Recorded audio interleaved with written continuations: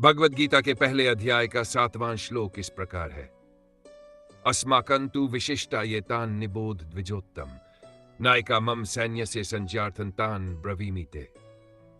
हे ब्राह्मण श्रेष्ठ, अपने पक्ष में जो हमारी सेना की रक्षा के लिए विशेष रूप से योग्य योद्धा है, उनका नाम आपसे कहता हूं। यह श्लोक कौरव पक्ष के प्रमुख योद्धाओं का उल्लेख करने और उनकी शक्ति को दर्शाने के उद्देश्य से धृतराष्ट्र के पुत्र दुर्योधन द्वारा कहा गया है।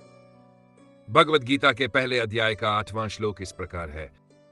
भवानी भीष्मश्च कर्णश्च कृपश्च समितिंजय अश्वत्थामा विकर्णश्च सौमदत्तिस्तथा।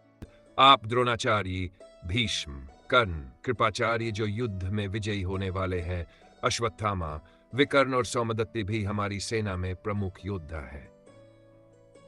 विस्तृत अर्थ। इस श्लोक में दुर्योधन अपनी सेना के महत्वपूर्ण योद्धाओं का वर्णन करते हुए उनके नाम गिनाता है। वह दर्शाना चाहता है कि उसकी सेना कितनी शक्तिशाली और सक्षम है। भीष्म, कौरव सेना के सबसे वरिष्ठ और शक्तिशाली योद्धा।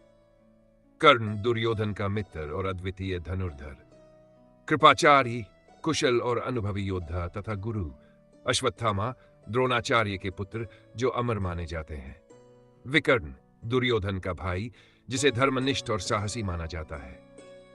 सौमदत्ति, सोमदत्त पुत्र नैफ जो एक वीर और कुशल योद्धा है। 9वां श्लोक। अन्ये च बहवा शूरा मदर्थे त्यक्त जीविता नाना शस्त्र प्रहरणा सर्वे युद्ध विशारदा। अनुवाद। और भी कई वीर योद्धा है जो मेरे लिए अपने जीवन का त्याग करने को तत्पर है। वे सभी अनेक प्रकार के शस्त्रों और अस्त्रों से सुसज्जित है और युद्ध में कुशल है। विस्तृत अर्थ में दुर्योधन अपनी सेना में शामिल अन्य वीर योद्धाओं की सराहना करता है। वह बताता है कि न केवल प्रमुख योद्धा बल्कि अन्य सैनिक भी युद्ध में पूरी तरह प्रशिक्षित और समर्पित हैं। शिक्षा। एक नेता को अपनी टीम के सदस्यों की ताकत और समर्पण को पहचानना और उनकी सराहना करना चाहिए।